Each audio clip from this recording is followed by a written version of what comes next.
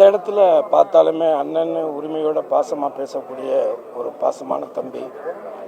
சமீபத்தில் அவர் கூட விருமன் படத்தில் நான் சேர்ந்து வேலை செய்யக்கூடிய ஒரு பாக்கியம் கிடச்சிது. அதை முடிச்சுட்டு வரும்போது கூட அந்த பகுதியில் இருக்கக்கூடிய அவருடைய தோட்டத்துக்கு கூட்டிகிட்டு போய் எங்களுக்கெல்லாம் சாப்பாடு சமைச்சு கொடுத்து நான், கார்த்தி, சுரேஷ் எல்லாம் போயிருந்தோம்.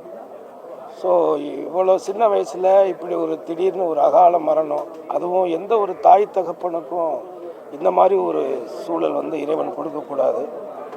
உண்மையிலேயே ஒரு நல்ல பையன், ஒரு பெரிய இயக்குனருடைய மகன் அப்படிங்கிற ஒரு தலக்கணமோ இல்லை ஒரு செல்வ செழிப்போட வளர்ந்த ஒரு பையங்கிற ஒரு ஆட்டிடியூவோ எதுவுமே இல்லாமல் எல்லாரையும் ஒரே மாதிரியே பாசமாக நேசித்து பழகக்கூடிய ரொம்ப யதார்த்தமான ஒரு பையன்.